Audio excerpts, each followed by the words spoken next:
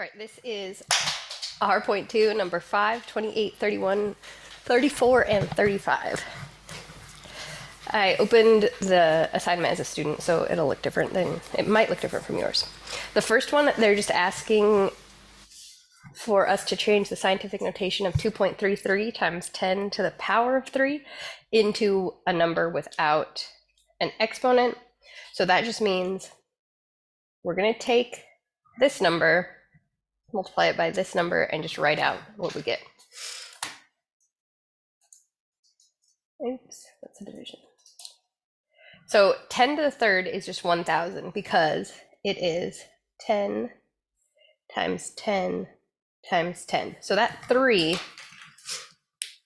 tells us how many times the base is 10, the exponent is 3.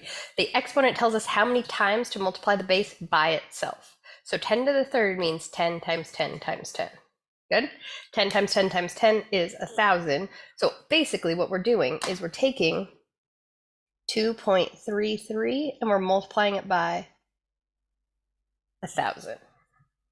You're welcome to put it into your calculator like that. 2.33 times 1,000.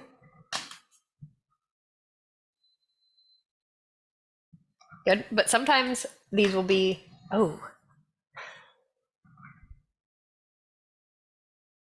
sorry, I wasn't sure my microphone was plugged in. Sometimes they'll be too big to put into your calculator and the calculator can't give you an answer. So what you want to do is take that 2.33 and you have an exponent of 3. So that means you're going to take that decimal point and you're going to move it 3 places. As we can see, if you're multiplying something by 1,000, the number is going to get bigger. If you want your number to get bigger, your decimal point is going to move to the right. So we want to move our decimal to the right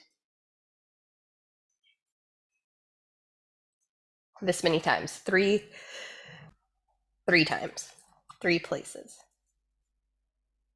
because of that 3. So that 3 tells us how many times to multiply 10 by itself, or in scientific notation, how many places to move the decimal, okay? 2.33 3 times. Here's 1, here's 2, here's 3, okay? So what you end up with is a decimal point after your third place, okay? It doesn't matter if you add in a 0 after that. That's not going to count as one of your places, okay? We moved it 3 times. Because it was a positive 3, we moved it to the right 3 places. If it was a negative 3, 2.33 times 10 to the negative third. 10 to the negative third means it's not quite as simple as a positive exponent, but it's smaller, right? If it's 10 to the positive 3, it's going to be a big number, 1,000. If it's 10 to the negative 3, it's gotten smaller. So a smaller number is going to go to the left 3 places. Okay, so I'll write it again. 2.33. Here is my decimal. There's 1. There's 2. There's 3. Okay, now I need to, just like down here I added 1 0, up here I'm going to add 2 zeros, 0, 0, and then your decimal point. Okay, so I would put that into my math lab as 0.00233. The 3 places are passing the original 2 and then adding 2 zeros in front of it. So that's scientific notation. If you're not sure, I would encourage you to write it out. Number 28, we're substituting in 2 for x, negative 3 for y. I think the way mistakes mostly happen for 28 is taking y to the negative 1 versus y to the positive 1, okay? So negative 3 to the power of 1 is just negative 3. However, negative 3 to the power of negative 1 is negative 1/3. So 3 to the power of 1 is 3. 3 to the power of negative 1 is a third, okay? When you see a negative exponent, what I want you to think is that is the same as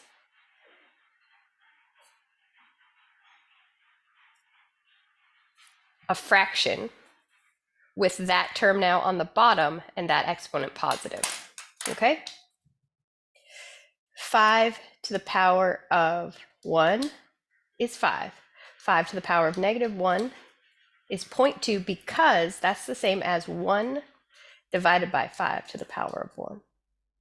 5 to the power of negative 1 is the same as 1 divided by 5 to the power of 1.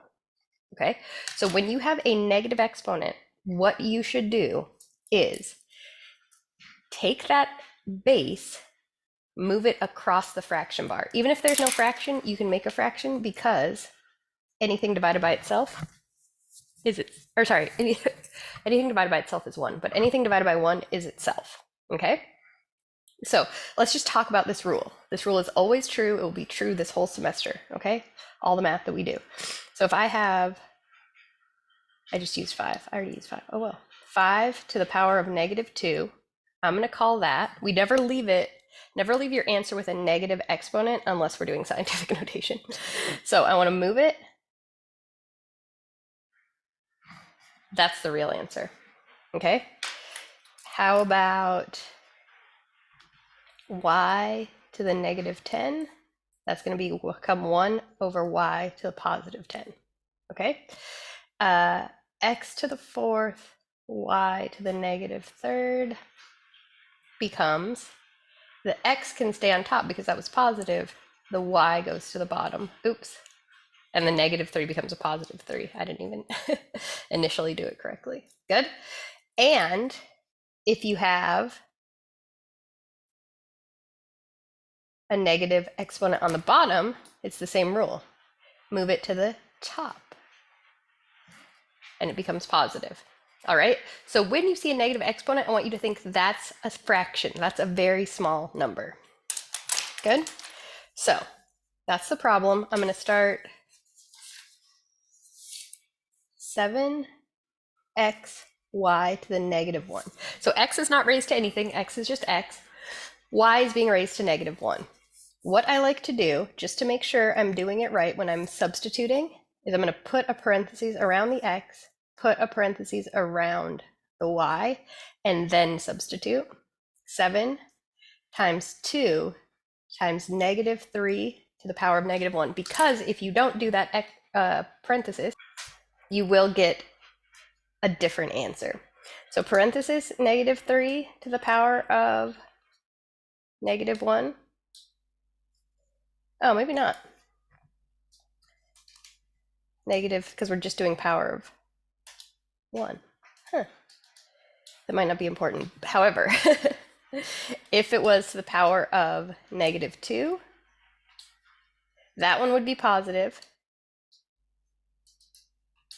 That one would be negative. So it is important to maintain the parentheses at all times, but with exponents, if it's an even exponent, it will change whether it's a negative or a positive. So I like to keep the parentheses and then solve, okay? Now, again, we said this is 7 times 2 times parentheses negative 3 to the power of negative 1. So I told you that when I have a negative exponent, I move it across the fraction bar. There is no fraction bar. It's just 7 times 2 times negative 3 to the negative first power. Just like it might just be the number 5, right? But if I want to turn 5 into a fraction, I can. 5 is just 5 over 1. Okay, I thought it was my eyes. It's my camera. 5 is just 5 over 1. Good, so you can turn anything into a fraction. Even 7 times 2 times negative 3 to the power of negative 1. 7 times 2 times negative 3 to the power of negative 1 over 1 is the same as that, okay? Now, because that's a negative and I want it to be positive, I'm going to move it to the bottom. So it's still negative 3, but instead of negative 1, it's to the power of 1. 7 times 2 is still up here. 7 times 2 is 14. Negative 3 raised once. If we think about that, right, what does that mean? We're just taking negative 3, multiplying it by itself one time. Negative 3 to the first power is just negative 3. Good? So your final answer is 14 over 3. Sorry, 14 over negative 3, which would just be negative 14 thirds. Okay? There are different ways, different orders you can do it in. So when I get to 7 times 2 times negative 3 to the negative first, I can say 7 times 2 is 14. And now I can change it. 14 remains on the top. Negative 3 goes to the bottom.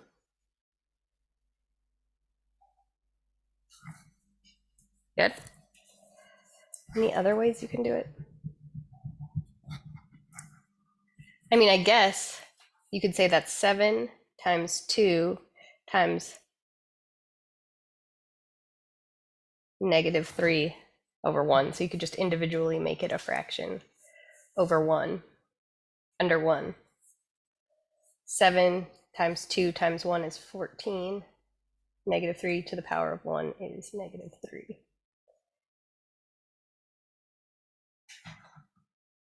Good? So the challenge there was making sure that that negative 1 wasn't just treated as a 1. It is a 1, but it's a 1 in the denominator.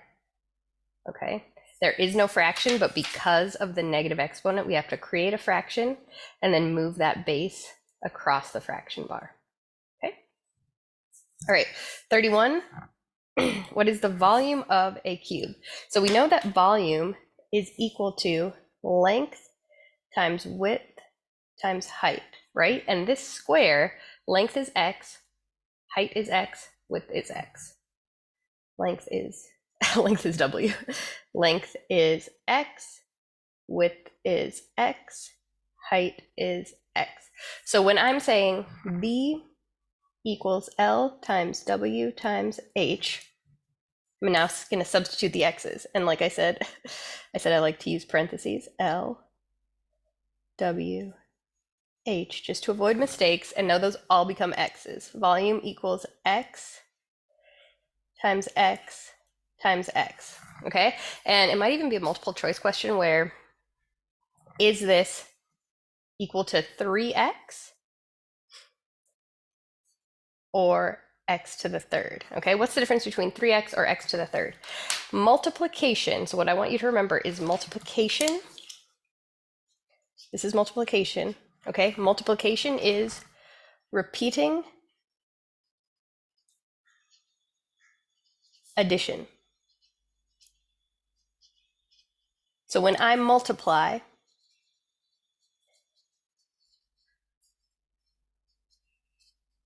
it's just saving a step instead of saying, okay, instead of saying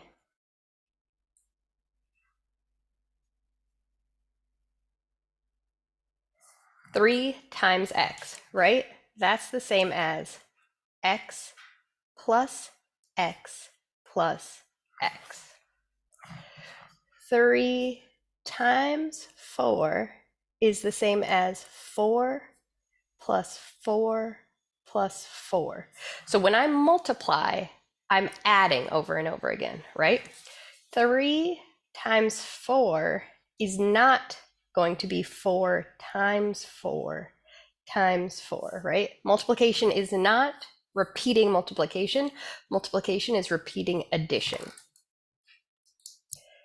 3 times 4 is the same as 4 3 times, or 3 4 times, right?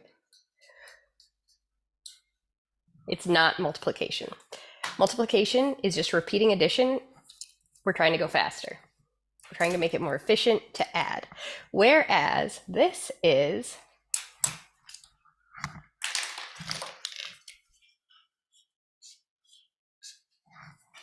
an exponent. An exponent is, or power, is repeating, you're going to guess it, multiplication.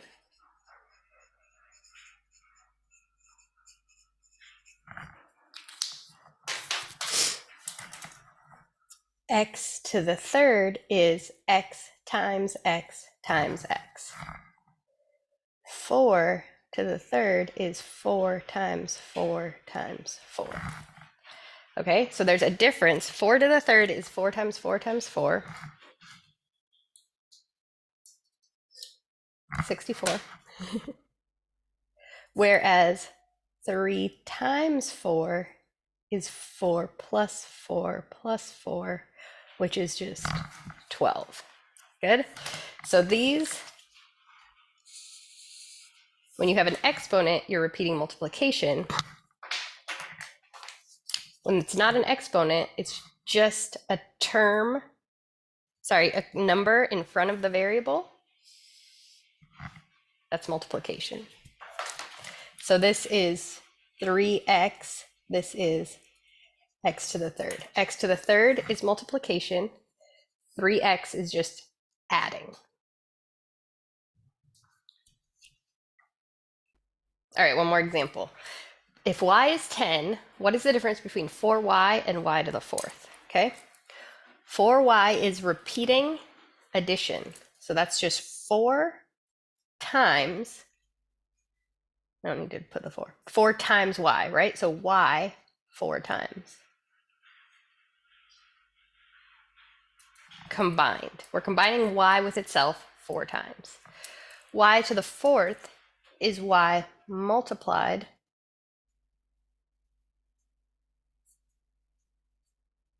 by itself this many times. That's what an exponent is, right? Y added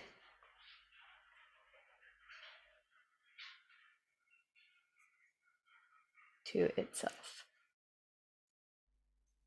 4 times, or combined. Y to the power of 4 is multiplied by itself 4 times. So 4y, when y is 10, is 10 plus 10 plus 10 plus 10, which is 40, repeated addition. Y to the fourth power is multiplication, which I think is like 10,000.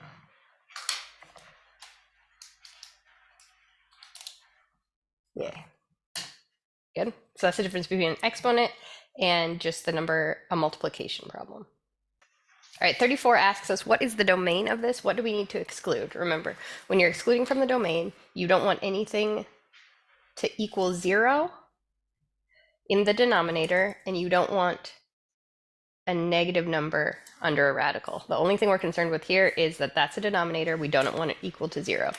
So you take only your denominator and you say, what could make this 0, right? If this is 0, I want to exclude it from my domain. So you just set it equal to 0, the thing you don't want, and solve for x, okay? I'll add 16, bring down the x squared.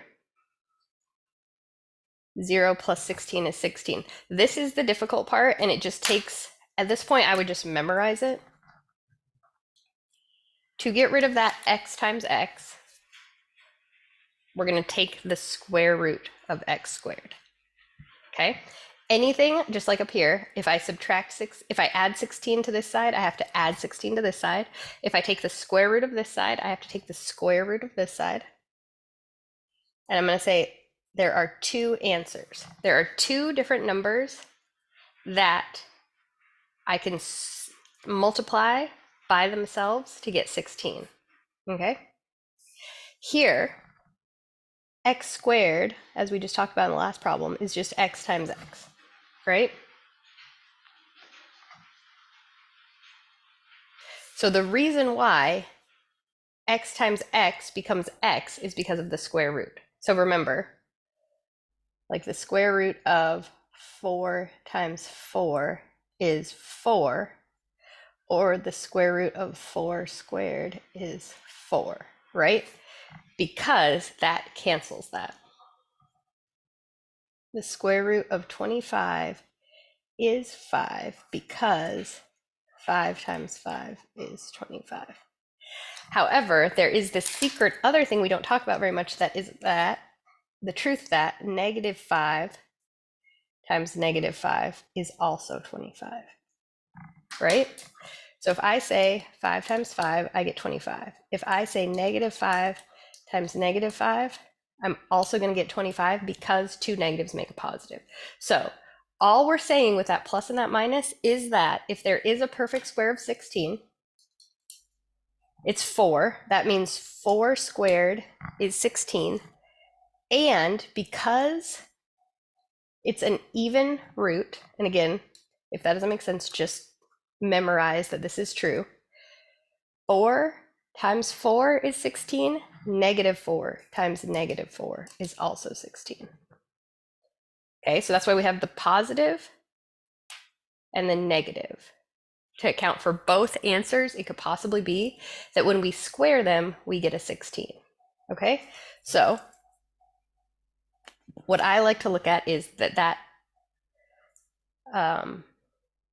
radical gets rid of that exponent, and I'm just left with x, right? Here, we already said the square root of 16 is 4, but we put a plus and a minus in front because 4 squared is equal to 16 and negative 4 squared is equal to 16. Now, take your answer, check it, okay? If I put in 4 as x, okay? And we just, what we're trying to avoid, I don't even need to choose this one, I can choose this one, right? What we're trying to avoid is a number squared minus 16 that equals 0. So I'm going to take what I didn't want to happen, what I'm trying to prevent, and I'm going to substitute in the two answers I got. Okay, 4. X is now 4. So now I have 4 squared minus 16 equals 0. 4 squared minus 16 is 0. Good. Now we're going to do it again. X squared minus 16 is 0. Now x is negative 4. I'm checking my two answers. Negative 4 squared minus 16 is 0. Is that true? Negative 4 squared minus 16 is 0. That is also true. So that's my answer. It's not 0 because if we put in 0,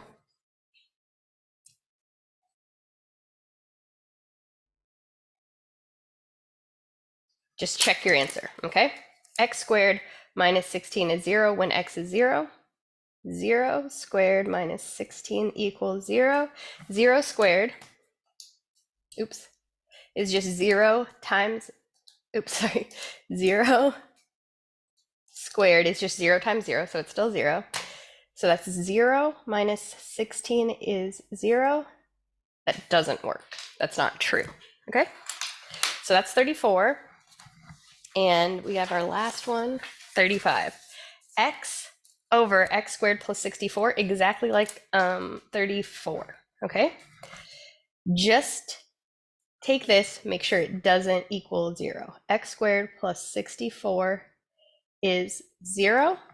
Now solve for x. So I'm going to subtract 64, subtract 64. X squared equals negative 64.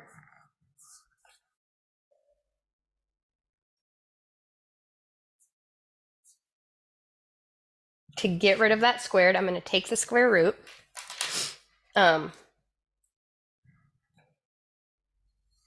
So that cancels that. I'm just left with x. The square, oh, sorry, plus or minus, right? That's the whole thing I was going on about in the previous question. So plus or minus the square root of negative 64.